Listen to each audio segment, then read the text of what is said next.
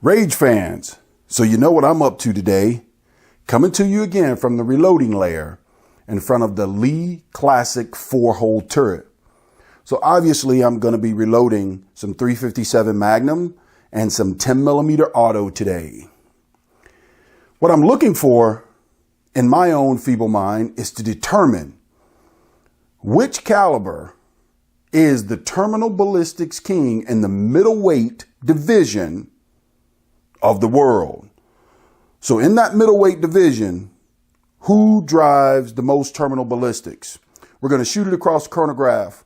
We're going to shoot it into some bare gel. So stick in there with me. And at the end, if you don't stick around, you're going to miss out on a great surprise. So let's get started with the components that make up the 357 Magnum. We're going to start with some Federal Premium, Magnum, small Magnum pistol match primers for the 357 Magnum. Then we are going to move on to some Hodgdon H110. Hodgdon H110 lit by the Federal Premium small Magnum pistol primer. And then I went and I have plenty of 357 Magnum, but just for the Rage fans out there that join my channel, and I appreciate you guys subscribing and liking the videos, I actually went out and got so that we can compare like for like some SIG Performance 357 Magnum brass. Now this brass, of course, 357 Magnum,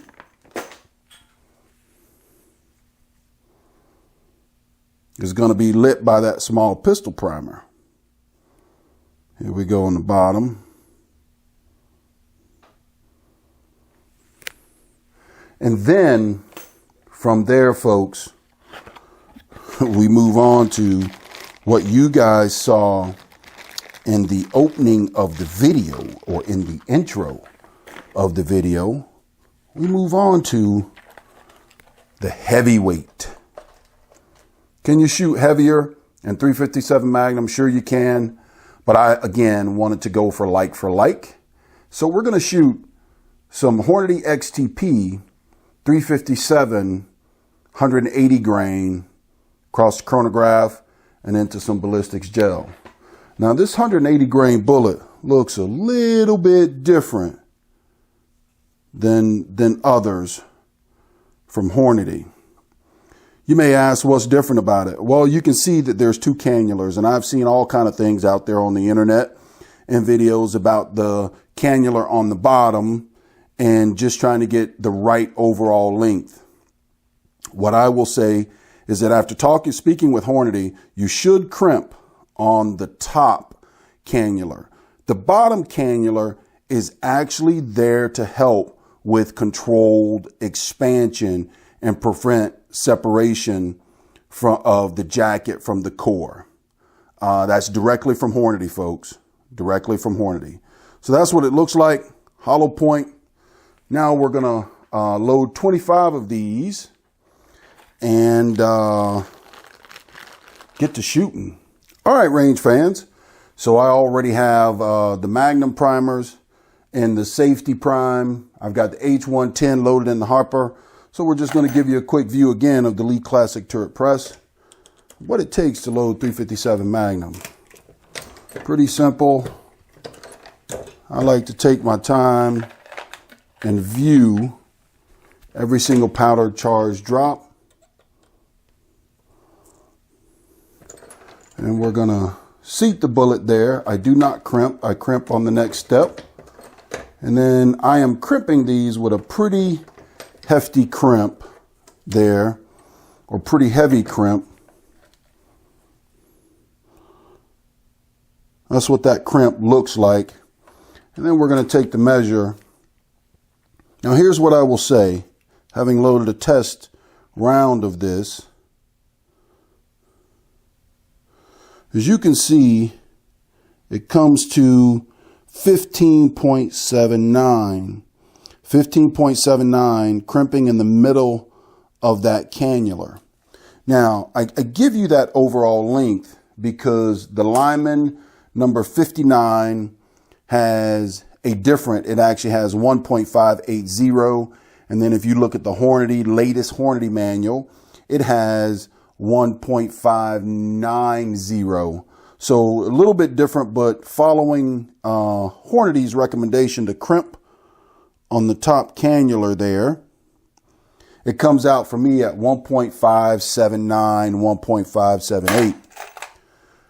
So let's get to reloading a few more of these. We got 25 of these to knock out before we head to the range and get to the fun, interesting stuff. I've had this Lee Classic turret press for a very, very long time, folks. And it has performed flawlessly for me. And just about every caliber I've reloaded on it. I've reloaded as big as 500 Smith & Wesson on this thing. And it just really does a nice job for me.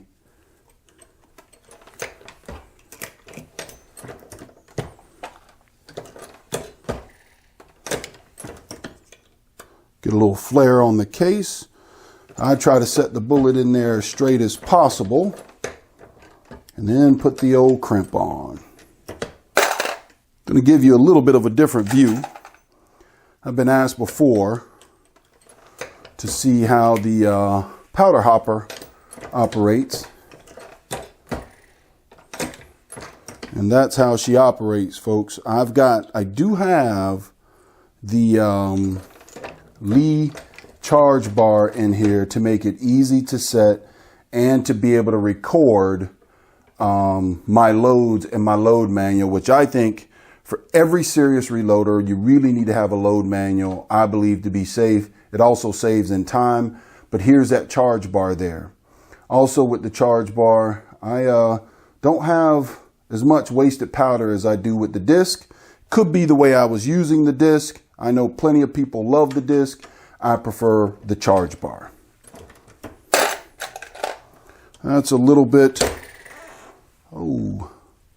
that's a little bit, helps if you put the brass in there all the way. That is a little bit of a different view of how the powder hopper actually works, and you get a little bit of a view of the good old safety prime as well.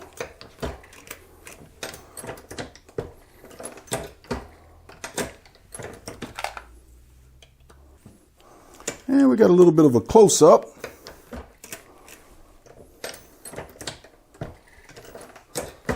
of underneath the press of the dies and how squarely aligned everything is. Now, I will tell you, there is a piece on the Lee Classic turret press. This rod, there's a plastic square in here that actuates this rod and makes the turret turn. With that being said, if you do what you're supposed to and read the instructions, guys, that is important. And make sure that when you're turning the turret head manually, that you come halfway up on the rod. That'll prevent that square in there from wearing out or bending. For me, I made sure that I ordered, they're really cheap on Midway USA. I made sure they're under $1. I made sure to order more of them, but I think I have about 8,000 rounds through this thing, and never have had to change it. So I feel like I wasted my money. So again, if you read the instructions, you're sure to get longevity out of the press. Okay, we've loaded the last round of the middleweight Magnum King 357 Magnum. And that's what the last finished round looks like. Pretty heavy crimp right there in the middle of the groove, 180 grain. There's that Federal match pistol primer.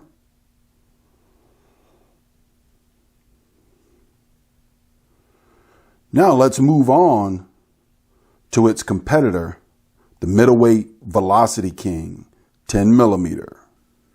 Now to the challenger of the Terminal Ballistics Challenge, the 10 millimeter. We're going to start out going over the components just like we did with the 357.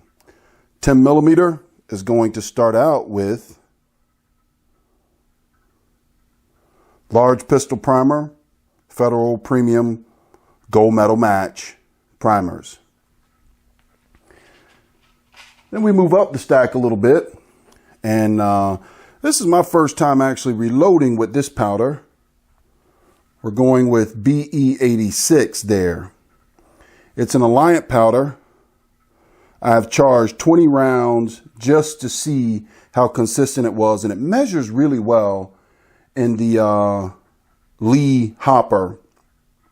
Measures pretty well within 1/10 of a grain, usually 1/10 of a grain under with where I have things set now, which I'm okay with. But we're gonna, that Federal Gold Medal Match primer will be lighting Alliant powder BE86. Then as we move up the stack a little bit, I have plenty of range pickup 10 millimeter brass, but I decided to go with some SIG Performance Elite Performance Ammunition Component brass 10 millimeter. That 10 millimeter brass has proven to be phenomenal for me. I have some that have about 6 reloads on it now, but there's the head stamp and the primer pocket, as you can see. 10 millimeter SIG Elite Performance brass. Then we move on to what counts. It all counts, but and it's all important, but we're going to move on to the bullet now at this point. And it is fighting out of the white XTP corner is the 10 millimeter weighing in at 180 grains. As you can see there, it is a hollow point, and unlike the 357 Magnum, of course, there is no cannular on this bullet, so we're just putting a light taper crimp on it. But there's a hollow point, as you can see there. We're going to load 25 rounds of this, and then we're going to head out to the range with the ballistics gel and see how they both perform. So stay tuned as we reload these next 25 rounds on the Lee Classic Turret Press. All right, range fans, we're going to give you a little bit of a close-up. You've seen a little bit of this before, but we're going to give you a little bit of a close-up of reloading 10 millimeter on the Lee Classic Turret Press. The operation, and the reason I'm showing this again is because you've now seen the manual of operation for the 357 Magnum. Now we're going to show the manual of operation for the 10 millimeter, which is a little bit different, but that is just my preference.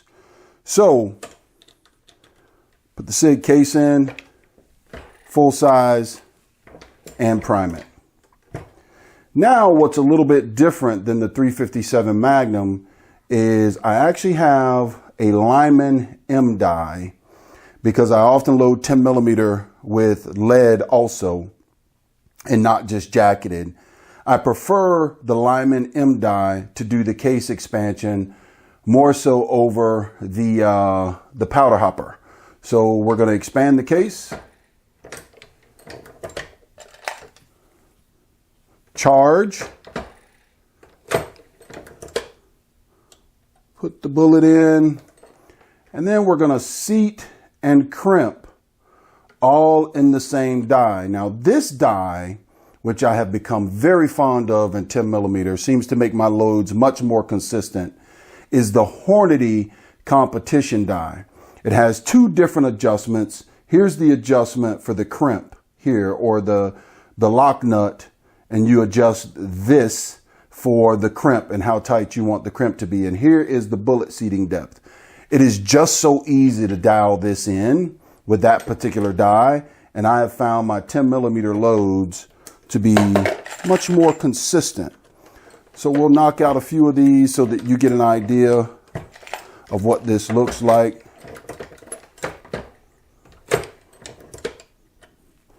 If you remember with the 357 Magnum, I was seating and crimping in a different operation. I just have not wanted to spend the extra dough for every caliber that I reload for and getting the Hornady competition die, what you see here. But I will tell you, I think for my 38 special loads, which I shoot a lot of, being a revolver fanatic, I probably will be investing in a 38 special Hornady competition. I swear, guys, it has made my loads much more consistent over the top of the chronograph. I hope it doesn't make me out of a liar today, because I do plan to shoot these loads over the chronograph. And for me, they seem to be much more accurate and much more consistent when you have it dialed in appropriately. Gonna go with a little 10mm close up. Really excited about this test today between the 357 Magnum and the 10mm and the Terminal Ballistics Championship match.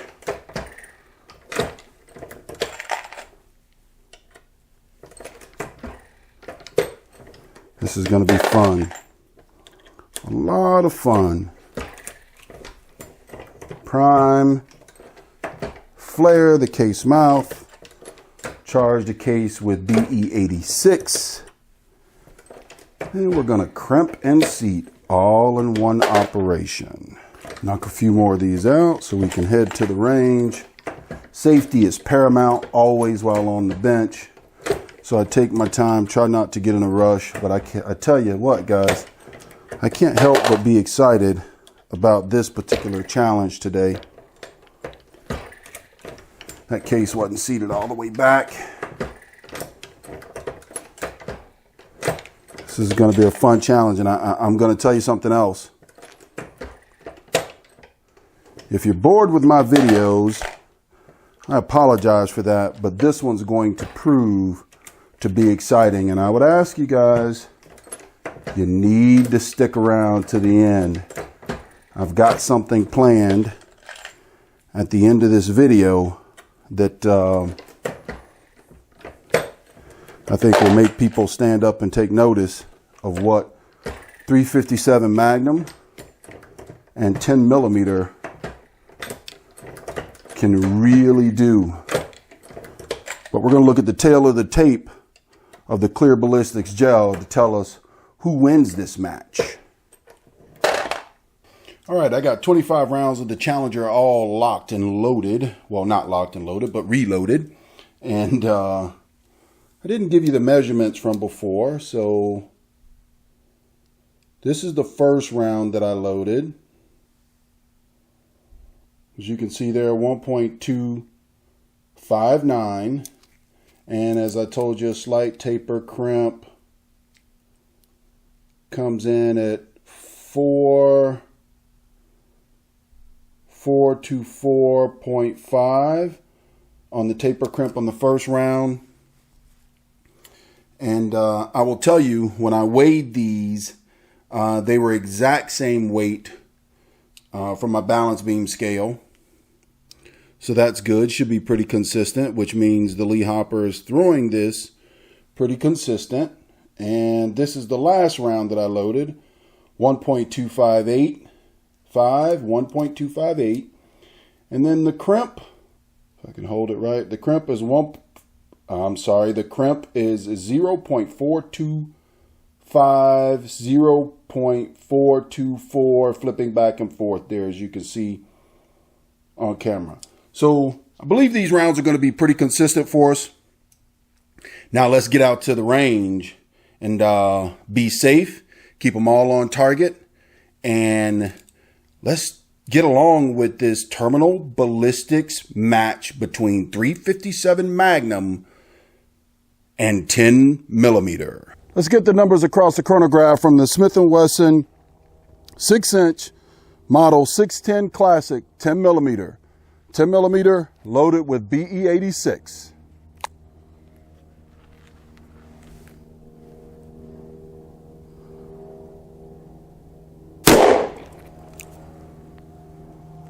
Woo, pretty stout.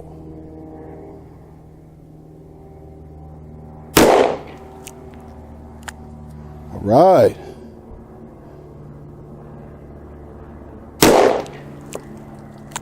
Pretty good grouping and hitting pretty hard downrange.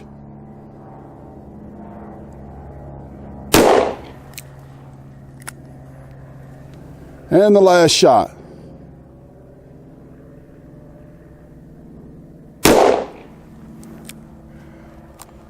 That's a pretty good group downrange. No signs of pressure. Shot pretty well. Smith & Wesson 610 Classic, 6-inch barrel, 10 millimeter loaded with BE86. With this Smith & Wesson 686, we're going to fire a 357 across the chronograph in this middleweight championship battle against the 357 Magnum and also the 10 millimeter. As you can see, the 357 Magnum and also the 10 millimeter, identical twins, unfluted cylinders, and the 357 Magnum actually has a 1-inch reach capacity, I will call it, in barrel length against the Smith & Wesson 610. The Smith & Wesson 610 is 6 inches and this is 7 inches. That's right, folks. There's not many of these out here according to the Smith & Wesson manual, but this is a 7-inch unfluted cylinder Smith & Wesson 686 that we're going to be firing across the chronograph. All right, we got 5 rounds loaded up in the cylinder. Remember, 180 grain that you just saw me load in the reloading layer across the chronograph.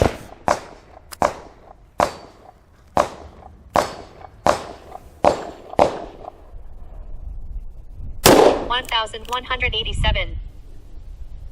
$1,154. $1,146. Very accurate group downrange, but pretty surprised the recoil actually seems to be pretty tame for this load. 1,159. 1,127. Pretty good group downrange.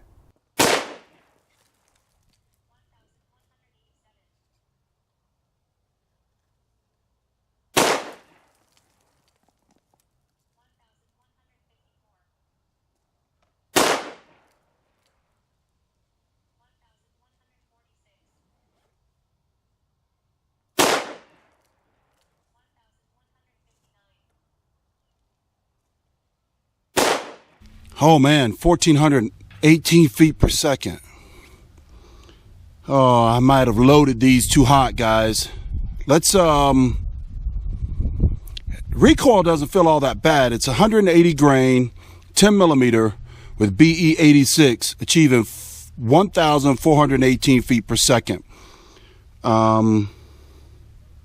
Folks, don't try this at home. I'm going to go ahead and shoot these other 4 rounds and see what it comes across like on the chronograph.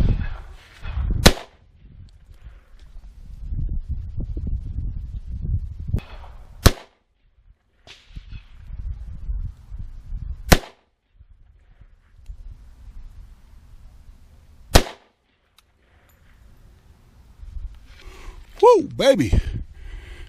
Those things are smoking. 1,481 feet per second. 1,458, 1,458 feet per second. 1,491 feet per second. 1,433 feet per second. 1,418 feet per second. For a high of 1,491. A low of 1,418, an average of 1,456, extreme spread of 73, and a standard deviation of 30. Not bad, but a little scary. Let's see what this group looks like, though. Wow. That is smoking hot. 5 shots, folks. From 10 yards away, 5 shots. Let me get my nerves back and we'll show you what that was fired from. Okay, folks, not nervous at all. Not at all. 10 millimeter out of a 16-inch carbine. That's what you get downrange, 1,400 feet per second. So not nervous. It's coming out of a 10 millimeter Chris Vector. Stay tuned, folks, at a later date for this old girl here, a review of this Chris Vector 16-inch carbine.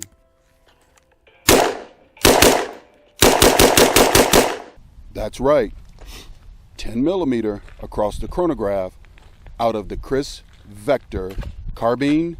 Now we're moving on to the 357 Magnum in carbine across the chronograph.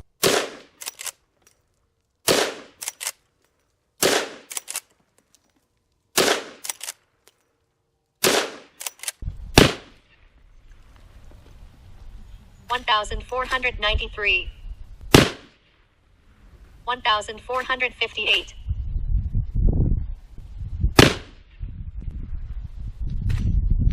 $1,436. $1,465.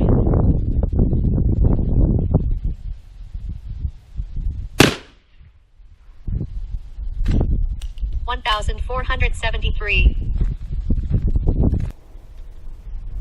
Ladies and gentlemen, boys and girls, shooters and reloaders, welcome to the Clear Ballistics Arena, where today we will be having a championship bout between the 10 millimeter and the 357 Magnum for the middleweight caliber Terminal Ballistics Championship. We will start with a rare 7-inch, 7-shot, unfluted cylinder 357 Magnum and a 6-inch, 610, 10 millimeter unfluted cylinder 10 millimeter revolver. First up in the Clear Ballistics Gel Arena is the 686 7-inch barrel with 180 grain Hornady XTP hollow point.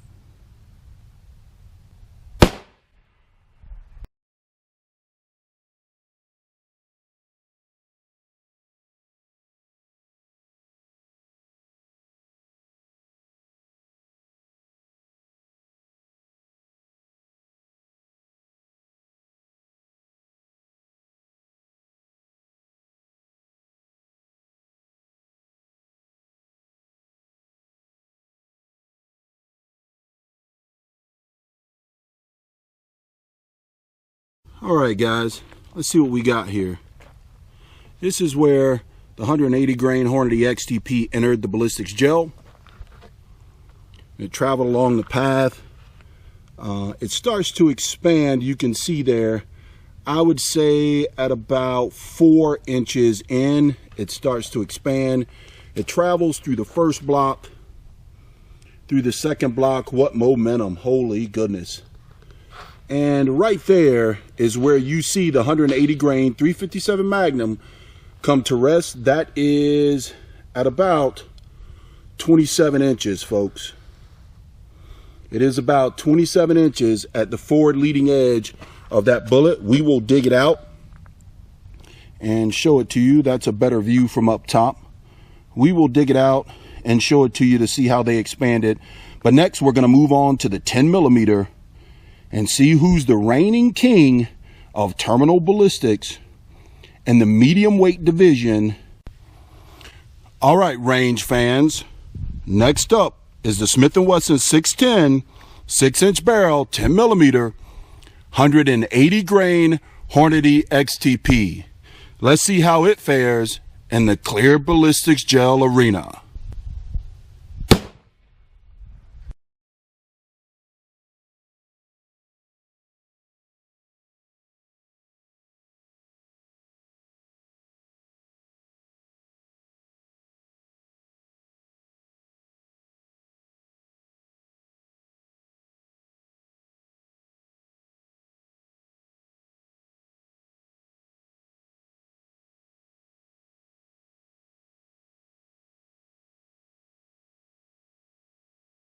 All right, guys, here we go.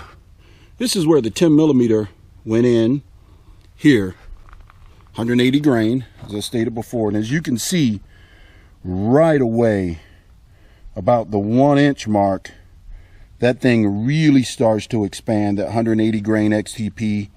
It started to expand much earlier than the 357 Magnum. Then it traverses the full 16-inch block and comes to rest right there.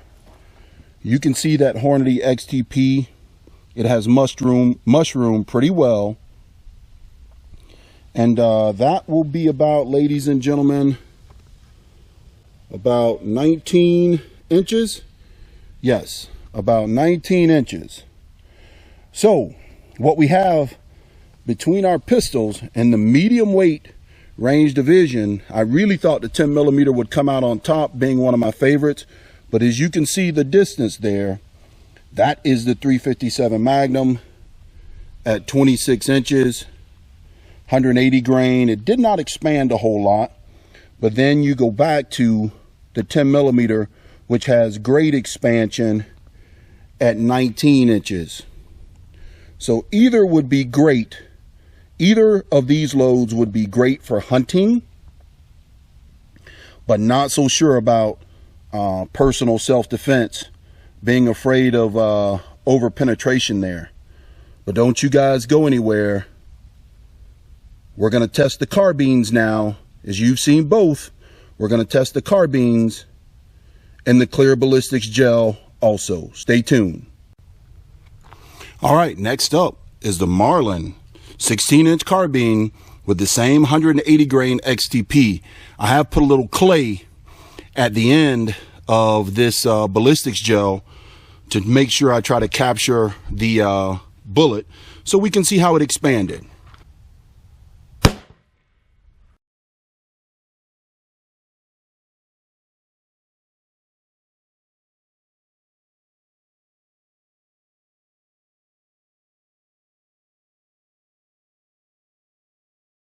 Boy, was she cooking out of there.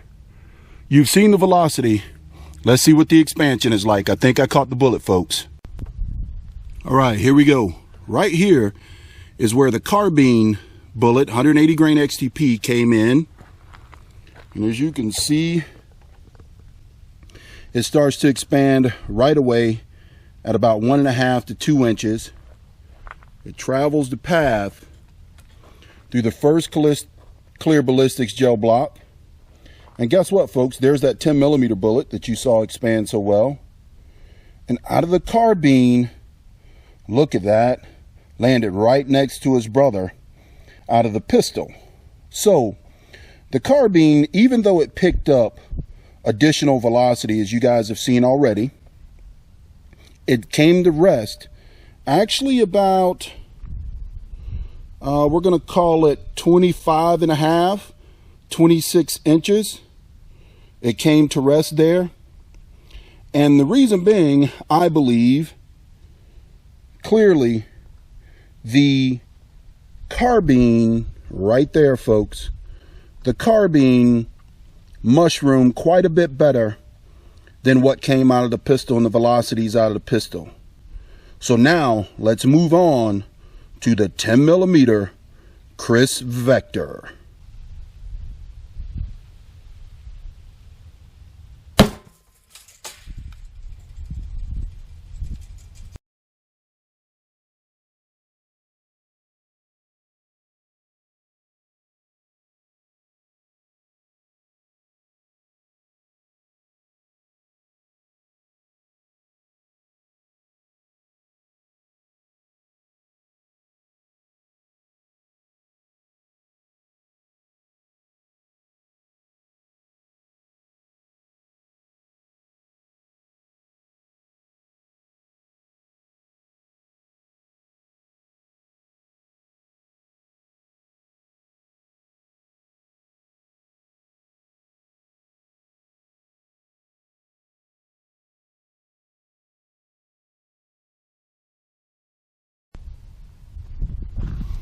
All right, range fans, here we go.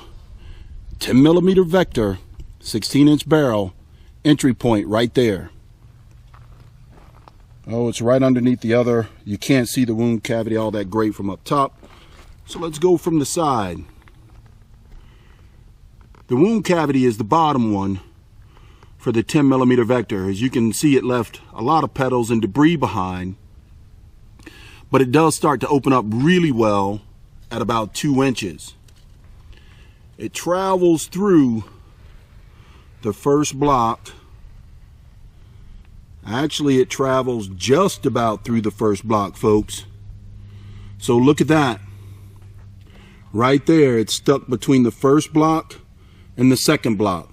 So even though we picked up velocity, again, due to expansion out of the carbines, or greater expansion out of the carbines, we've lost some penetration, as we would expect. It's about 16.5 inches there, folks. About 16.5 inches. If you come up here up top, you can see right there is where that Hornady XTP has come to rest. This is the Chris 10mm 16-inch barrel. This is the 10mm Hornady XTP, same load, out of a 6-inch Smith & Wesson 610. Then we come down to here, and this one that mushroom quite a bit is out of a 16-inch Marlin lever action. And then overall, the winner is the 7-inch Smith & Wesson 610. I'm sorry, that's Smith & Wesson 686, 357 Magnum. That thing didn't mushroom all that well, but what we're going to do is get it home, take some pictures of it, and share with you guys. But most definitely, oh, kind of hurts my heart to even say this, guys, but on this day with these loads, it proves that 357 Magnum definitely capable of a hunting round, and also may not be all that great at 180 grains for personal protection due to over-penetration.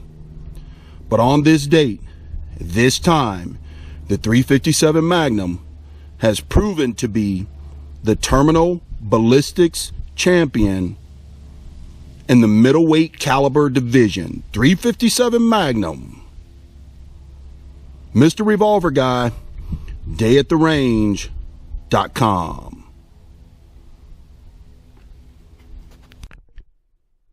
The bullet from the Smith & Wesson 686 weighed in at 176.1 grains. The bullet fired from the Marlin carbine weighed in at 168 grains. The bullet fired from the Smith & Wesson 610 10mm weighed in at 152.3 grains. The bullet fired from the Chris Vector carbine weighed in at 147.3 grains. One thing I notice from this data is the bullets fired from the pistols retained the most weight and went the furthest in the clear ballistics gel. Well, folks, there you have it. Only one can reign supreme, and today, with these specific loads and these specific pistols and carbines, 357 Magnum, that old dog, still proves he has a few tricks in his bag. The 357 Magnum ended up penetrating the clear ballistics gel out of the Smith & Wesson 686 7-inch barrel up to 27 inches. Now, I know we're going to debate the expansion, but that debate is for another day. Today, I am proud to announce 357 Magnum as the middleweight caliber champion of the world. Mr. Revolver Guy, dayattherange.com.